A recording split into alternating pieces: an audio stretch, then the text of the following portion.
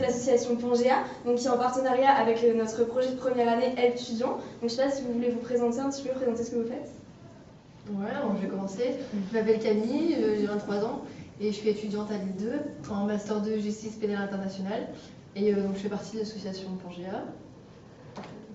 Moi également, donc, je suis éducatrice spécialisée à Tournai. Je me suis liée à l'association depuis son entrée, enfin depuis le début de l'association. Donc voilà. Qui a été maintenant. Donc ça a commencé vraiment en octobre. La constitution de l'association, après Shainaz. Ouais, donc moi je m'appelle Shainaz, je suis doctorante en droit pénal à l'université d'Artois et également prof chargée d'aider à Lille 2. Moi, mon lien avec Pangea, c'est que l'année dernière, j'étais en charge en fait de l'intégration d'étudiants réfugiés demandeurs d'asile à l'université de Lille. Et si vous voulez, la constitution un petit peu de tous les bénévoles et des groupes qui se sont formés a donné naissance par la suite à Pangea. Donc je travaille encore avec eux pour donner des cours de français ou autres. Ok. Donc du coup, est-ce que vous pouvez nous expliquer concrètement en quoi consiste l'association? Qu'est-ce que vous faites?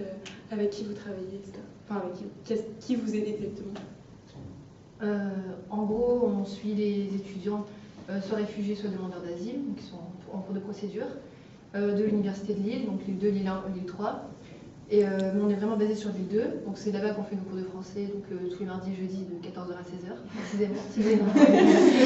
Et donc on fait des activités sportives aussi, culturelles, et des repas en fait, plus généralement des moments de vie, quoi, créer un lien durable. Plus au-delà du rapport bénévole aidé, plus un lien amical. Et il y avait combien d'étudiants à peu près du coup cette année? Bah, c'est assez, en fait c'est un peu compliqué de le dire parce que y en a qui viennent, il y en a qui partent, des étudiants réfugiés tu veux dire? Ouais. Ouais, une quarantaine peut-être en tout. Ouais.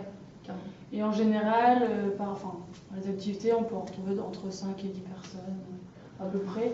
Par exemple, on avait fait un repas de Noël dans les moments conviviaux qu'elle t'expliquait. Et on était à peu près, enfin 40, 15, comme ça. Après, il y a des réguliers, hein, genre au niveau des cours de français, il y a tout le temps les mêmes qui reviennent. Ouais.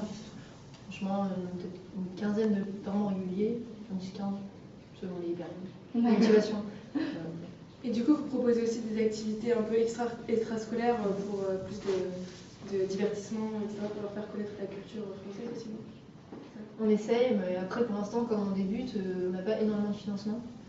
Donc on essaye de faire avec les moyens du bord, la gratuité, des événements. Par exemple, les musées, c'est ça? Ouais, voilà, par exemple le premier dimanche du mois, ce genre de choses. On a mis en place aussi, au début, une fois par semaine, un jogging, enfin un footing en fait.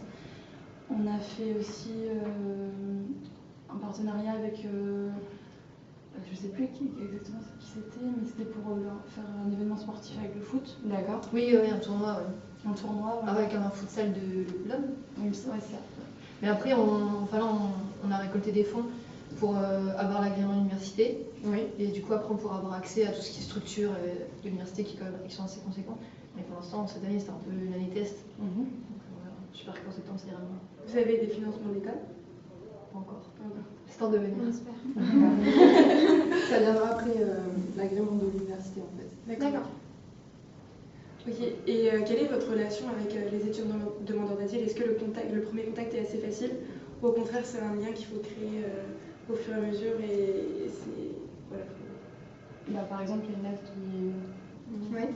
Alors la particularité, parce que Camille était bénévole du coup l'année dernière, donc on n'agissait pas sous forme de structure, mais en tout cas l'accueil était effectif. C'était difficile puisque la jungle venait d'être démantelée, donc il y avait une rupture de leur repère, donc c'est vrai qu'ils ne maîtrisaient pas le français pour la plupart d'entre eux, donc il fallait jongler entre les diverses langues qu'ils parlaient, mais le contact a été très bon dès le départ, donc ils avaient envie d'apprendre, de s'intégrer, et moi je vois la différence avec cette année, où la plupart ont continué les cours de français, d'autres ont été directement intégrés dans des filières universitaires, et aujourd'hui c'est plus un groupe d'amis, je dirais, que ça ne l'a été auparavant, puisque je pense qu'il leur a fallu cette année, l'année dernière justement, pour s'approprier un petit peu la culture française, les activités qui étaient proposées, s'acclimater en fait, tout simplement parce qu'ils n'avaient pas plus de 6 mois de résidence en France quand on les a rencontrés.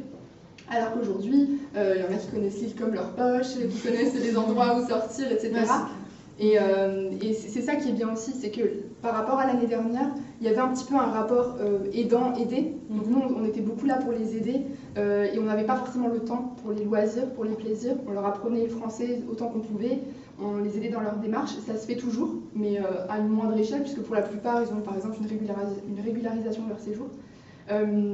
Donc de ce fait, cette année, il y a moins de distance, je trouve. En tout cas, il y a moins ce rapport un petit peu peut-être hiérarchique, entre guillemets. C'est vraiment un groupe d'amis.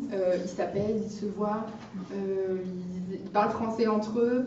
Et ça, c'est énorme. C'est un vrai groupe qui a été constitué, je pense. Et même moi, je suis encore en contact avec beaucoup d'entre eux, que je continue de voir à l'extérieur, en dehors du cadre de Pangea. Ils sont devenus au final vos amis. Ouais, c'est ça. Puisqu'en plus, il y a plein d'âges différents, plein d'origines différentes. Donc après, c'est incroyable, c'est que les affinités se créent. On le voit concrètement que ça se crée indifféremment de l'endroit d'où la personne vient, de son âge, de son vécu. Si vous entendez bien avec une personne, vous entendez bien avec elle, quelles que soient les circonstances. Ouais, c'est ça justement que je voulais, enfin, sur quoi je voulais rebondir, c'est que c'est pas des réfugiés, c'est pas une définition, enfin, c'est entre une personne, donc ils ont plus ou moins avec une personne on a des affinités, ils savent, enfin, ils peuvent s'intégrer différemment, voilà, c'est entre une personne, c'est pas une catégorie, c'est juste un parcours de vie différent. Voilà, c'est pas résumer une personne. D'ailleurs, on l'aborde que très rarement. En tout cas, moi, je me l'interdisais. Je sais que comme il y a des liens d'amitié qui se tissent, forcément, parfois la parole se libère et c'est libérateur pour eux, justement. Mais c'est vrai que c'est pas une question qu'on a l'habitude de poser. On aborde rarement ce sujet, sauf si ça vient d'eux. Mais en tout cas, c'est une règle, je pense, de respect qui a été adoptée et ça se fait très naturellement par la suite. Et est-ce qu'ils parlent d'eux-mêmes un peu de leur expérience ou en général c'est quand même assez. Ils gardent ça pour eux? Encore une fois, c'est personnel. Hein. Il y en a qui sont plus ouverts, d'autres non. Par rapport à l'année dernière, je vais te laisser la parole. Par rapport à l'année dernière, personne ne l'abordait quand nous on les avait. Encore une fois, peut-être les circonstances faisaient que c'était difficile pour eux. Aujourd'hui, j'en apprends moi-même des tas d'histoires que je connaissais absolument pas. Donc voilà, c'est encore une fois ce lien d'amitié aussi qui fait que l'ambiance de l'association Pangea, il y a vraiment des liens de confiance qui s'instaurent. Parce que je voulais dire justement qu'il y a eu un certain temps pour qu'ils puissent se confier un peu et qu'ils aient envie de se confier également. Et maintenant, c'est vrai que même moi qui ne suis pas forcément tout le temps, commence vraiment à se confier un peu plus. Mais en tout cas, la relation de confiance a été rapidement instituée entre vous et les demandeurs d'asile. Il y a une certaine distance au début, je trouvais. Je sais pas ce que vous en pensez, moi c'était mon ressenti. Et après, ça s'est fait. Encore une fois, je trouve que ça dépend vraiment des personnes. Ouais, je trouve. Ça dépend. Et du rapport de base aussi, l'année dernière, ils savaient qu'on était là pour les aider parce qu'il fallait qu'ils s'intègrent. Donc forcément, ils attendaient un service de notre part et nous, on en attendait autant de la leur. Cette année, ils savent que quand ils viennent à Pangea, c'est pour rigoler, c'est pour connaître de nouvelles personnes, etc. Donc c'est pas le même état d'esprit. Mais les relations humaines, elles se nouent comme avec n'importe qui. Enfin, quelle aide, nous en tant qu'étudiants, on pourrait leur apporter quel principal besoin ils ont besoin? Niveau administratif, j'ai tellement de galères que je pense qu'il faut quand même être un minimum calé pour ça. Par exemple, niveau procédure, par exemple, pour les demandeurs d'asile, mais pour les réfugiés, il y a tellement de choses à faire encore avec la CAF, ils sont tout le temps embêtés. Mais après, on est en partenariat avec une autre association du 3 qui s'appelle La Permanence. Et ils font tout le temps, genre tous les mercredis après-midi. Eux, c'est vraiment leur boulot. Et moi, je préfère des fois déléguer à des personnes qui sont vraiment pour ça que faire un truc à moitié. Et voilà. Mais sinon, au début de l'année, on avait fait des suivis plutôt individualisés, donc faire des binômes. Et ça, justement, c'était plus pour régler, parce qu'on ne va pas demander à un bénévole d'aller accompagner quelqu'un qui ne connaît pas à la CAF à 15h, par exemple. Alors que s'il a quelqu'un vraiment qui se référer, c'est plus naturel. Mais voilà, après, en tout cas, c'est pas non plus nécessairement des aides où il faut être régalien instructif, c'est aussi des petites aides pour un forfait téléphonique. Oui, c'est ça, exactement. C'est vraiment juste comme les termes en français sont assez précis, ça peut être des petites aides au quotidien que tout le monde peut faire.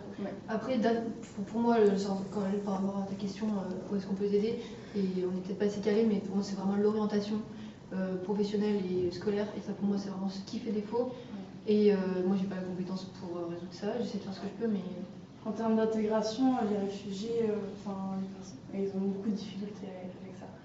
Et c'est vrai qu'on n'est peut-être pas encore assez Enfin, c'est pas Peut-être l'étape d'après, justement, une fois qu'ils c'est l'étape, en fait, c'est l'étape cruciale et c'est hyper stressant parce qu'ils savent pas ce qu'ils vont faire. Et en fait, nous, on est un peu dans une impasse dans le sens où c'est frustrant pour nous parce qu'on ne peut pas aller plus loin que ce qu'ils ont vraiment besoin. Et vous pouvez pas, par exemple, les faire rencontrer des personnes justement qualifiées pour ça? Si, on essaye. Hein. Par exemple, à Reza, grâce au réseau, on a réussi à trouver un stage pour lui, un stage de architecte. C'est super bien. Donc, mais en fait, plus l'association prendrait de l'ampleur, plus on aurait la possibilité de créer grâce des aux contacts, réseaux. etc. Plus il y a bénévole, plus chacun peut. Bah exactement. Tout le monde, quelqu'un le connaît, quelqu'un qui fait ça. Parce qu'il faut quand même souligner que la plupart des étudiants sont très qualifiés dans leur pays. Il y en a qui sont architectes, il y en a qui sont avocats. Voilà, donc ils ont quand même des formations en France qui pourraient potentiellement être très connues. Le problème, c'est qu'il y a un problème d'équivalence de diplôme. De toute façon, je crois que c'était la condition pour intégrer. Non, il fallait déjà être qualifié. Cette année, oui. Parce pour intégrer l'université? Le programme qui est dédié aux réfugiés à l'université de Lille. L'année dernière, on a pris, en fait, c'était concrètement, ça s'est fait sur le terrain, c'était des étudiants, je crois, de Ligue 3 qui avaient pour habitude d'aller dans la jungle de Calais. D'accord. Et donc, ils ont tout simplement tissé des liens avec des personnes qui vivaient dans la jungle. Et donc, c'est ces personnes-là qui ont été plus ou moins sélectionnées pour intégrer. Il y en a eu 80 l'année dernière à l'université de Lille, donc ça comprend Lille 1, Lille 2, Lille 3. Et il y en avait 22 qui étaient à Lille 2. Cette année, ils ont voulu donc encore sélectionner de nouveaux étudiants. Et là, effectivement, il y avait un critère qui tenait à ça parce qu'on a eu beaucoup de difficultés avec des personnes qui n'arrivaient pas à tout simplement s'intégrer dans le système français, que ce soit une formation professionnelle ou une formation universitaire classique. C'est très compliqué, donc on n'a pas voulu reproduire les mêmes erreurs et prendre des personnes qui avaient déjà un bagage et pour lesquelles l'équivalence serait assez facile à obtenir, en tout cas moins difficile que ça ne l'a été pour les Du coup, étudiants. quel message est-ce que vous voulez transmettre pour changer un peu les idées préconçues des demandeurs d'asile en France?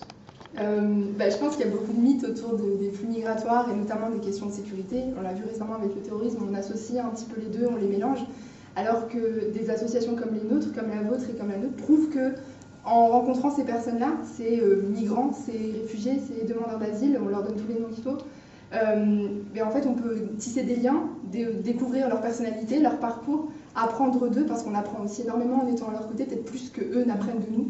Et c'est toujours beaucoup plus enrichissant. Donc je pense que vraiment il faut franchir ce pas de la peur, de la méconnaissance, aller à leur rencontre et après on pourra s'en faire un jugement. Et du coup, c'est vraiment l'idée de ne pas se restreindre au statut qu'ils soient demandeurs d'asile en France, alors qu'en fait, c'est des personnes totalement normales comme nous et qui peuvent devenir de vrais amis. En fait, la suite de l'association, c'est-à-dire par exemple vos projets ou quelle envergure vous devez vous donner donc, à l'association en général. Quel avenir vous espérez pour l'association? On espère que ça va continuer. Parce que là, il y a encore une troisième série d'étudiants qui va arriver. Qui arrive en septembre. Ouais, j'espère que ça va continuer encore. Apparemment, ça se passe bien, donc apparemment, ça devrait continuer. Donc le but, c'est que ça continue et que ces futurs étudiants puissent bénéficier d'un petit réseau de personnes qui sont prêtes à être là pour les accueillir. Et faire que ça se développe justement par rapport à ce qu'on disait, surtout au niveau professionnel, avoir un petit réseau, ça serait bien. Moi, j'aimerais trop mettre en place des activités sportives avec des entreprises. Parce que je trouve que par le sport, c'est ce qu'on parlait la dernière fois, on peut bien voir les personnalités et ça serait vraiment super. Ouais. Et voilà, parce que c'est vrai qu'il y a plusieurs qualités qui peuvent ressortir à travers le sport, l'esprit d'équipe, etc., et qui peuvent se vendre aussi. Non, mais complètement. Et puis c'est moins informel, moins impressionnant quand on parle pas la langue. Voilà. De toute façon, il y a beaucoup de choses à faire. Là, j'aimerais on avait parlé aussi de faire un journal, ça pourrait être pas mal.